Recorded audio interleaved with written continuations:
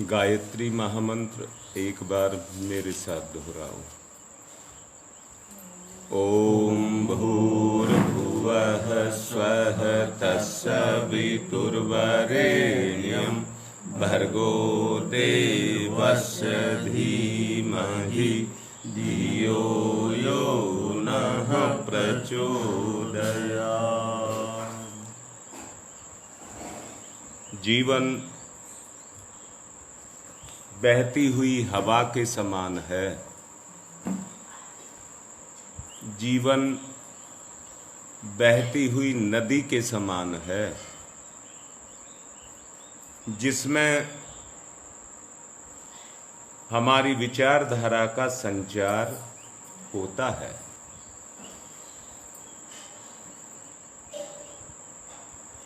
विचारधारा का संचार होता है। मैं एक बात कहना चाहूंगा। मैं ये कह रहा था, जीवन बहती हुई नदी के समान है। जैसे नदी में जल बहता है, वैसे ही जीवन में विचारों का संचार होता रहता है। यही विचारों का संसार जब श्रद्धा से ओतप्रोत हो जाता है। मैं अभी कह रहा था नेट की दिक्कत हो रही है।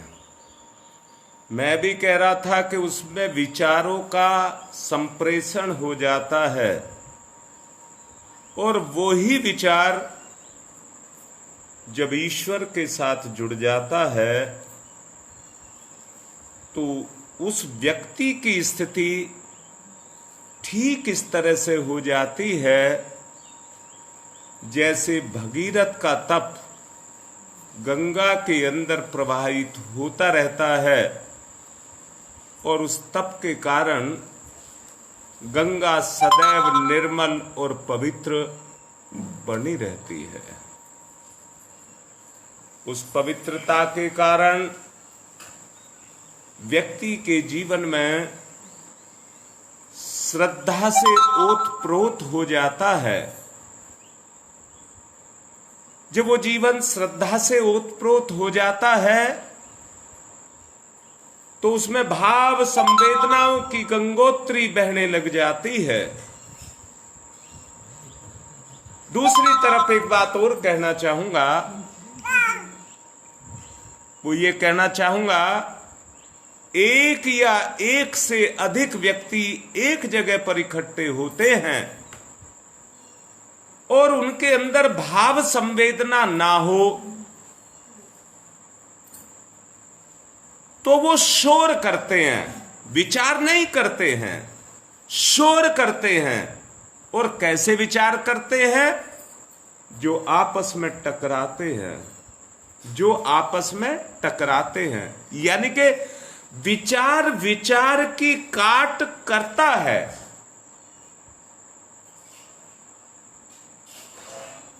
दोबारा से बोलूंगा, विचार उसी को ही कहते हैं। मैं आपसे एक उदाहरण देकर के कह रहा हूं। एक तोते को पिंजरे में रखा जाए और उस पिंजरे के अंदर उसको सारी सुविधाएं दी जाए, परंतु वो तोता पिंजरे में नहीं रहना चाहता। जब कभी भी पिंजरे का मुंह किसी वजह से खुला रह जाए और उसको मौका मिल जाए तो एक पल गंवाए बगैर वो उस पिंजरे में से निकल करके ऊंचे आकाश के अंदर विचरण करेगा। और कहां पर जा करके बैठेगा? किस डाल पर बैठेगा? जहां उसकी बरादरी बैठी हुई होगी। अर्थात पिंजरे में से निकल करके तोता तोतों के बीच में जाकर के बैठता है।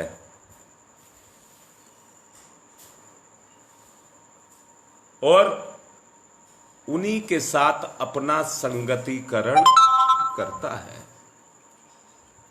ऐसे ही विचार भी इस पिंजरे में से निकल करके इस ब्रह्मांड में विचरण करता है। जहां से उन विचारों का कनेक्शन होता है, उन विचारों के साथ जाकर के मिल जाता है, और इसी को ईश्वर मिलन कहते हैं। ईश्वर मिलन क्यों कहते हैं? अच्छे विचार, पवित्र विचार, श्रेष्ठ विचार, सृजन के विचार, ये सब परमात्मा से ही उनकी उत्पत्ति है।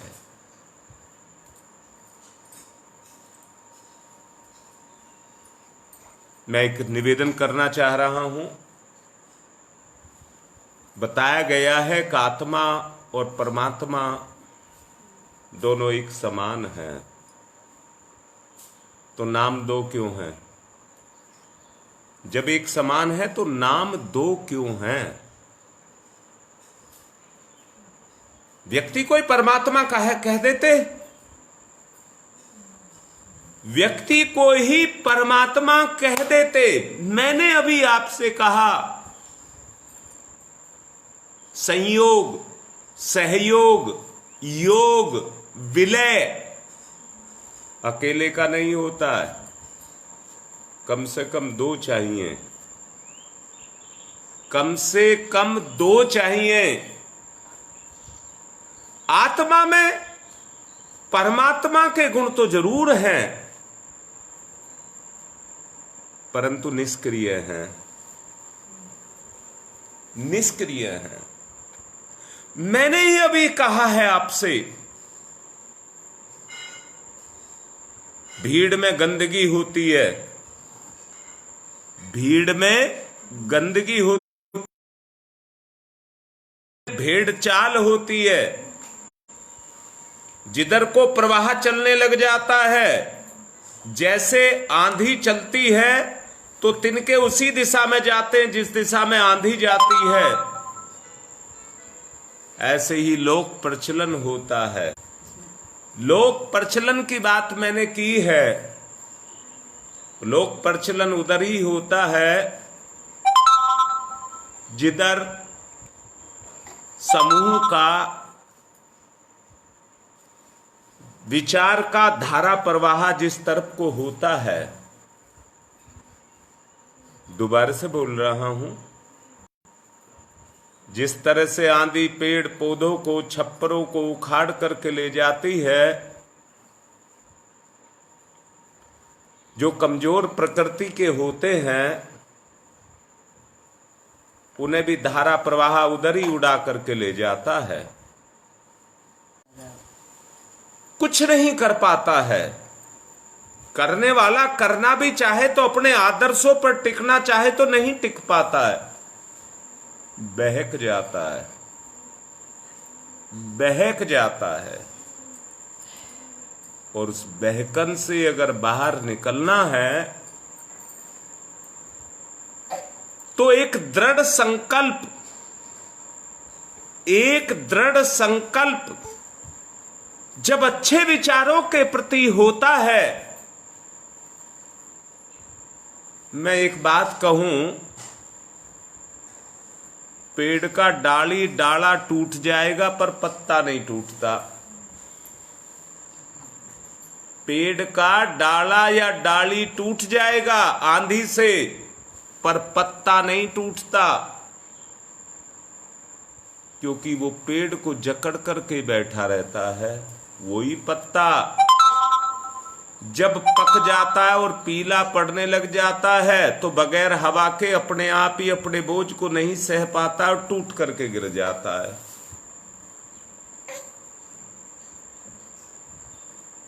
हमारे विचारों के अंदर भी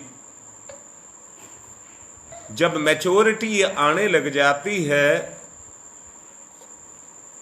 उस परिपक्वता के कारण हमारे विचार के अंदर छुपी हुई वो विचारधाराएं जिसमें पवित्रता नहीं होती,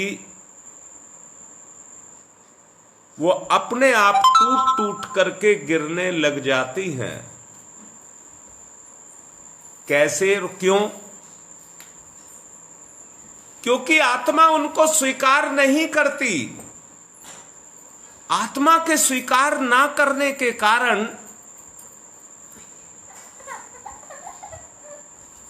जब अंतर आत्मा का गुण क्रियाशील होता है तो बाह्य जितने विचार होते हैं, बाह्य का बोला है जितने सांसारिक, बाह्य से मतलब है जितने सांसारिक विचार होते हैं वो पत्तों की तरह से टूट करके झड़ करके गिरने लग जाते हैं।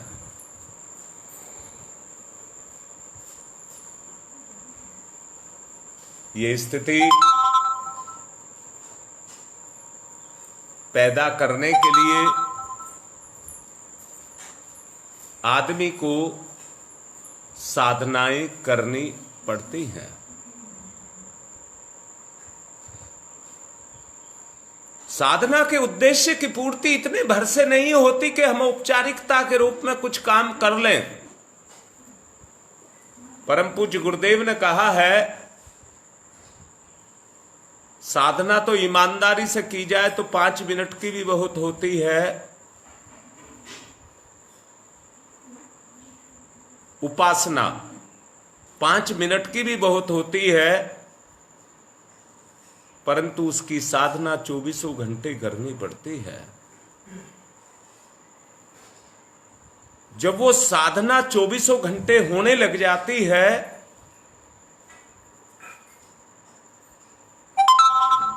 तो प्रवाह के रूप में, वो विचारधारा प्रवाह के रूप में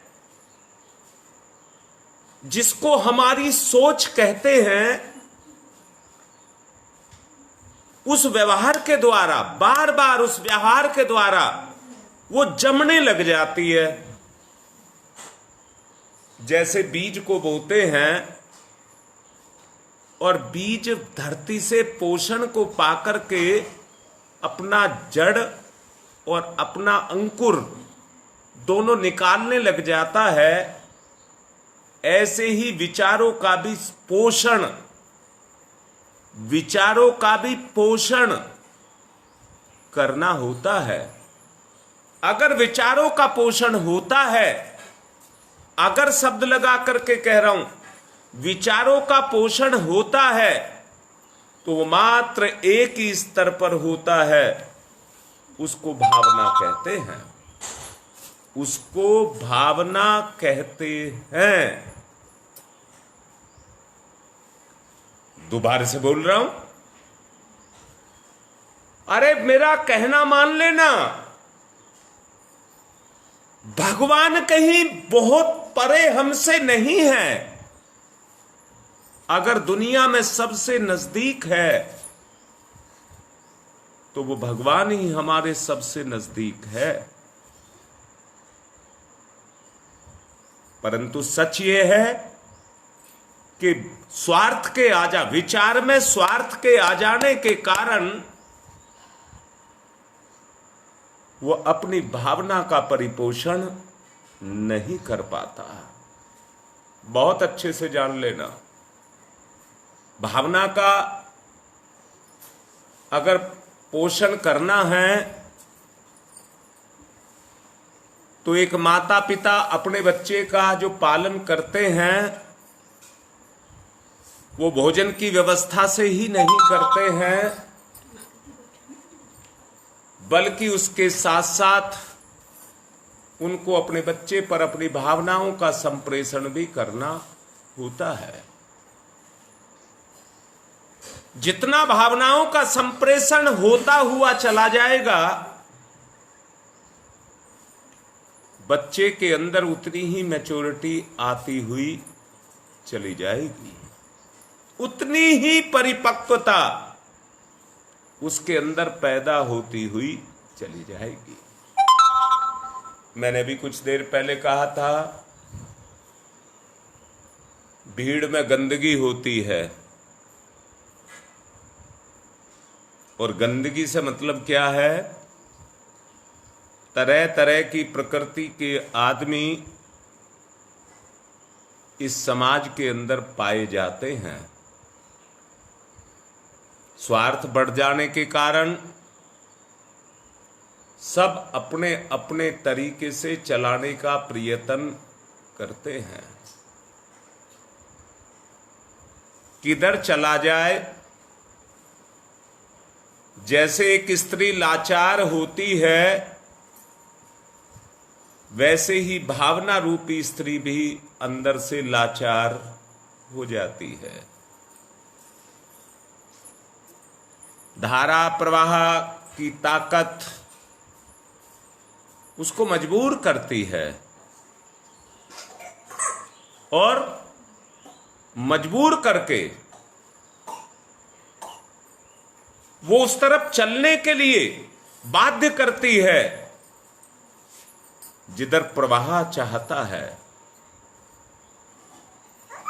पानी के प्रवाह में या गंगा में हवा में तो तिनके और पत्ते उड़ते हैं, परंतु गंगा के प्रवाह में बड़े से बड़ा पेड़ भी बह करके चला जाता है। प्रवाह की शक्ति की बात है। जितनी शक्ति प्रवाह में होती है उतनी ही ताकत लगा करके जड़ से उखाड़ करके फेंक देता है। बात को लंबी चौड़ी ना करके एक बात को मैं कहना चाहूंगा, निचोड़ रूप में कहना चाहूंगा। भक्ति भावना किसको कहते हैं? भक्ति का पथ किसको कहते हैं? भगवान का पथ किसको कहते हैं? अगर भगवान के पथ पर हम जाना चाहते हैं तो उसके लिए अपने अंदर हमें श्रद्धा और भावना को पैदा करना होगा।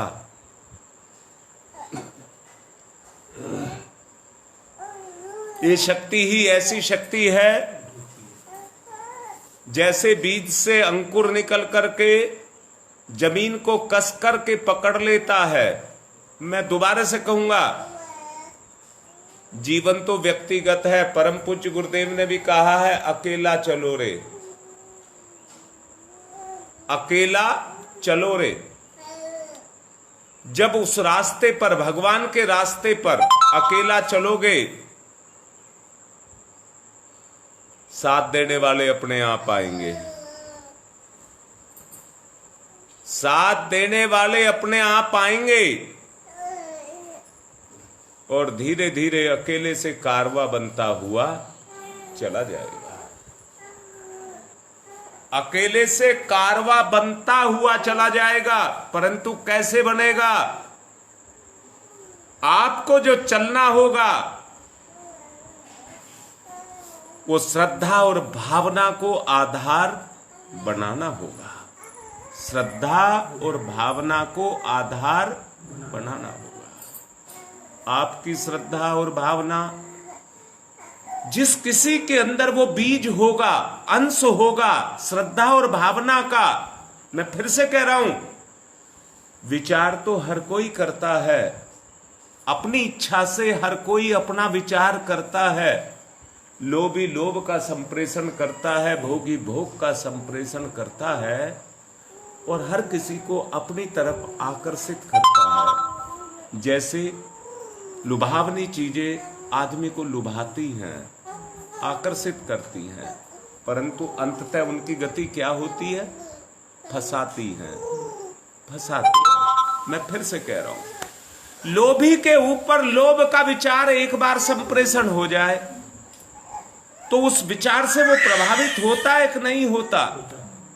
और प्रभावित होकर के उसी तरफ खींचा चला जाता है और उसी को अपना मित्र समझता है, उसी को अपना मित्र समझता है। स्थिति क्या है? उसकी स्थिति ये रहती है कि वो निर्णय लेने की क्षमता में नहीं रह जाता। एक बात आप लोगों को बता रहा हूं, जरा देखना अपने अनुभव से। जब भी भूकंप आएगा या कोई घटना घटेगी, भूकंप आने पर उससे सेकंड के कुछवें भाग में आपकी बुद्धि काम करना बंद कर देगी। फिर दोबारा से कह रहा हूं, कोई तो ऐसी शक्ति है जो पूरी इतनी बड़ी धरती को हिला करके रख देती है। बोलिए, आपका मन मस्तिष्क जो जुड़ा है वो इसके साथ, भाई ये पदार्थी तो है, शरीर जो है पदार्थी तो है। इस पदार्थ के अंदर जिस तरह से बिजली या कहिए चुंबक किसी पर काम करती है, ऐसे ही हमारे ऊपर भी लोभ मोह जैसे चुंबक काम करती है, ऐसे ही वो भी हमारे ऊपर काम करते हैं।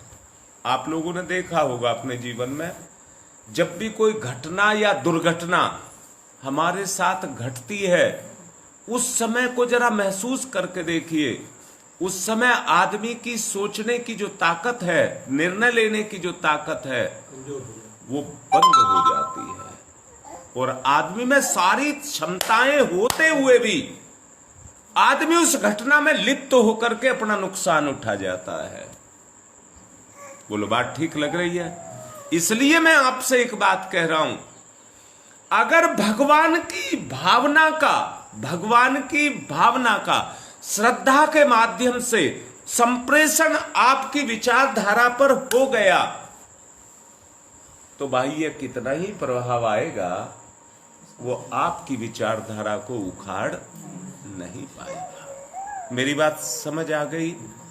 इस दुनिया में अगर सबसे महान, सबसे ताकतवर, सबसे शक्तिशाली कोई है तो वो कौन है? ईश्वर है। ईश्वर है। मैं फिर से कह रहा हूं, ईश्वर क्या है? शक्ति। ईश्वर क्या है? अच्छा मुझे बताओ, आपके विचार क्या हैं? शक्ति। भगवान कहां है? विचारों में। तो आपके विचार क्या हैं? शक्ति। आप कौन है? सामर्थ। आप कौन है? शक्ति का संचार करने वाला वो जनरेटर जो उन शक्ति का उत्पादन करता है। अगर ऐसा ना होता तो राम अकेला ही रहता। बोलिए, परम पूज्य भी गुरुदेव भी आए तो उन्होंने किसी का सहारा नहीं लिया। सहारा लिया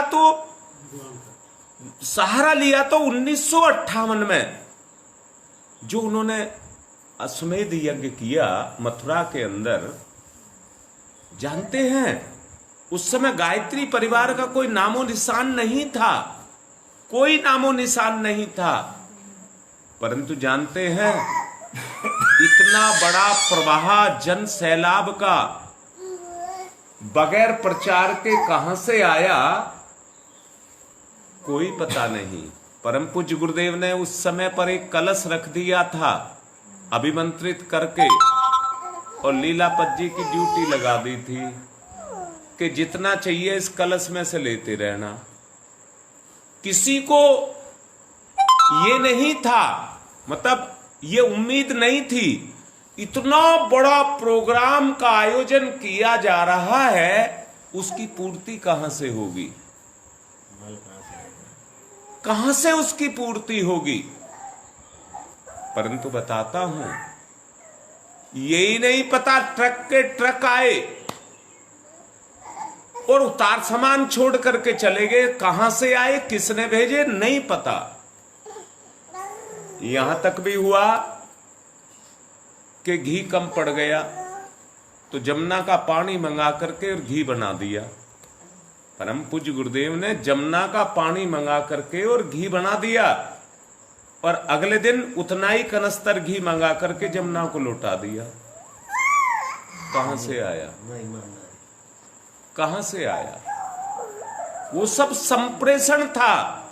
आपको एक बात और बताता हूं, उस अश्वमेध यज्ञ में साकार रूप में, साक्षात रूप में ऋषि सत्ताएं आई थी। ऋषि सत्ताएं आई थी। सारा का सारा उसको कौन संभाल रहा था? संप्रेषण की बात कर रहा हूं, संप्रेषण की बात कर रहा हूं।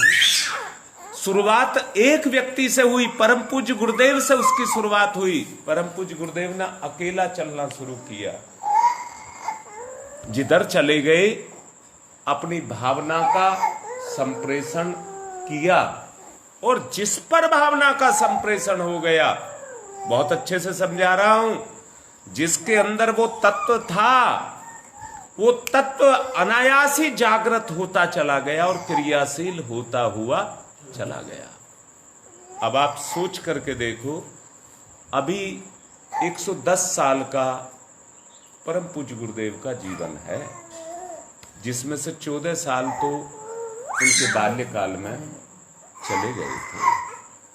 14 साल की अवस्था में उन्हें परम पूज्य गुरुदेव को दादा गुरु के दर्शन हुए थे, और उसके बाद दादा गुरु की कृपा से इस मिशन का शुरुआत हुई थी। बात समझ आ गई आपको?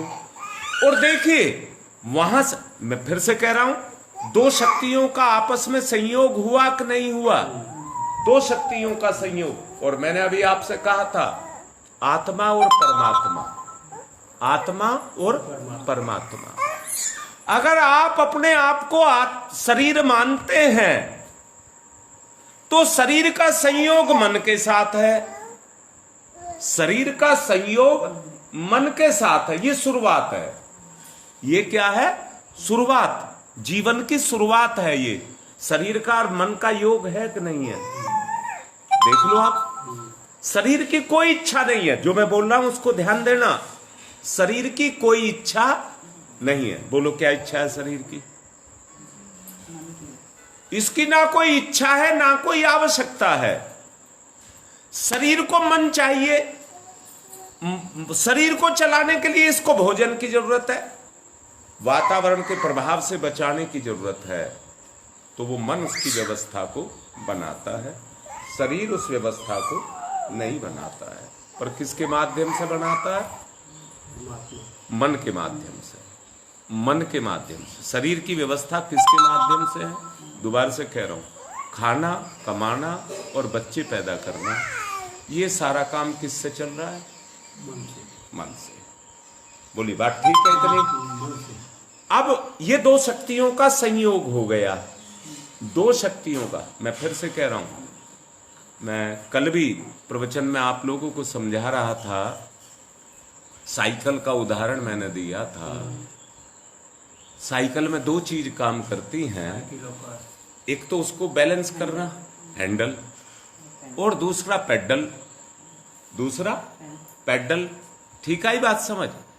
ये दोनों चीज काम करती हैं, परंतु दोनों को कंट्रोल करने के लिए ब्रेक की भी जरूरत पड़ती है। ब्रेक की भी जरूरत पड़ती है, कंट्रोल की जरूरत पड़ती है। ठीक है बात समझ?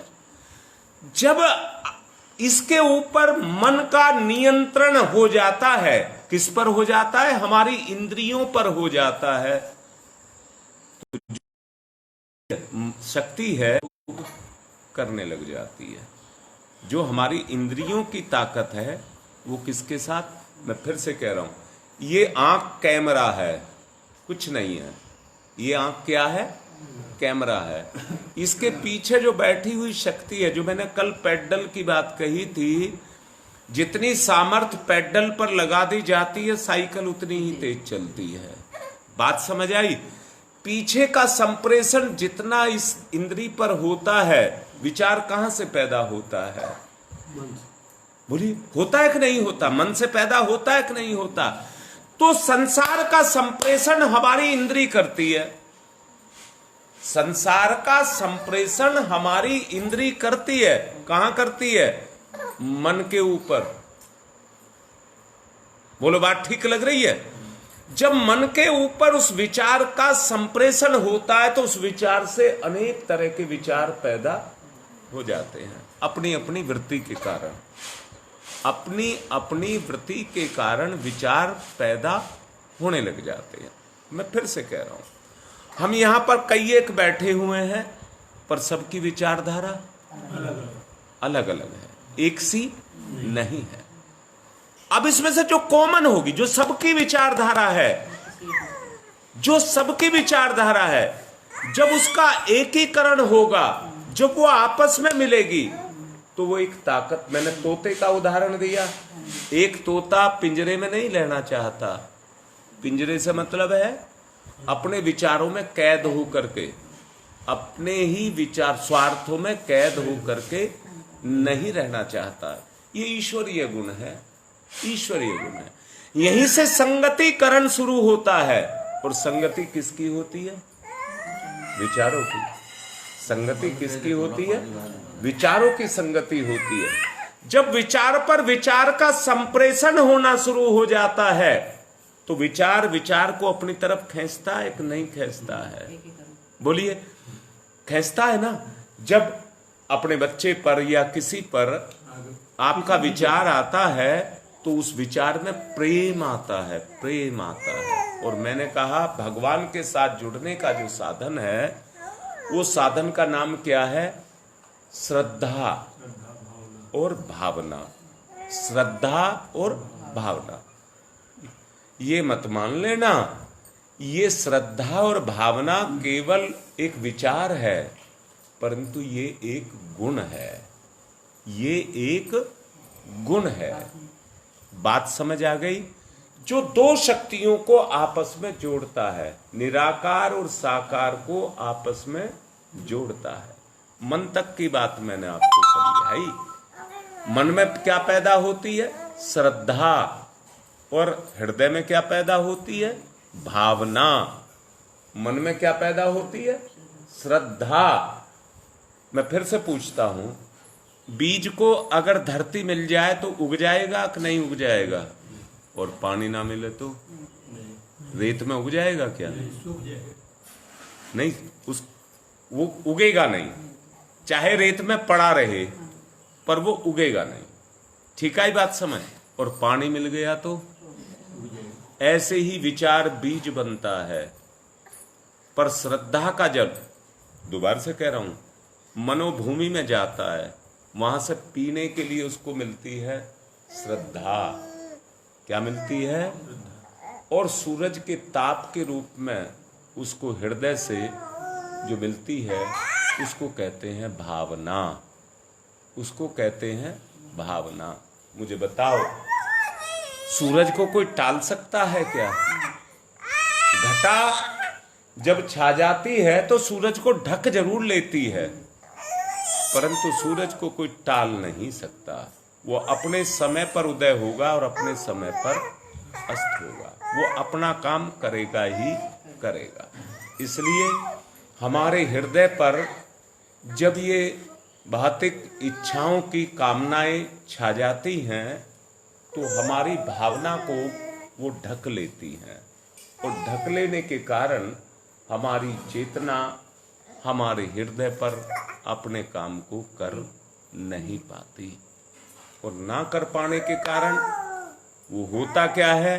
बीज तो पड़ा रह जाता है और वो उस समय का इंतजार करता रहता है कि कब मुझे वो पानी मिले जिसके द्वारा मैं अंकुरित हो जाऊं। ठीक आई बात समझ?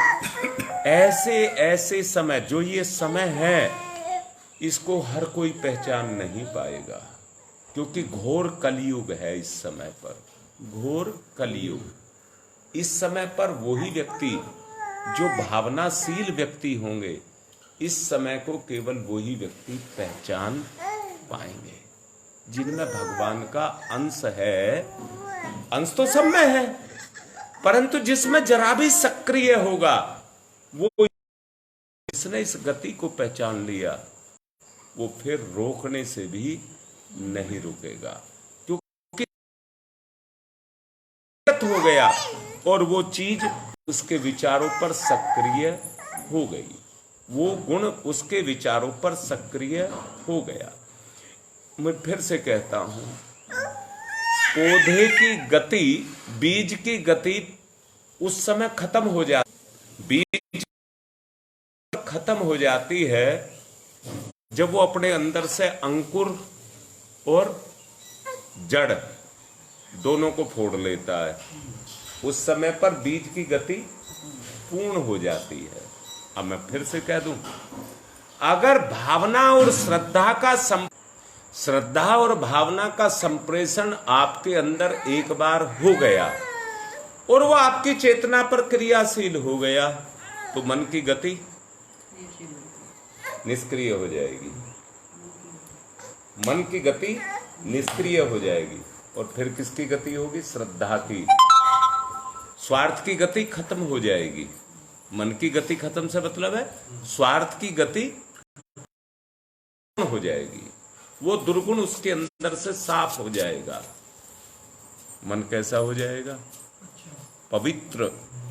मन कैसा हो जाएगा और कर्म कैसा होगा? मैं फिर से एक बात कहूं, गांठ बांध लेना सबके सब। आप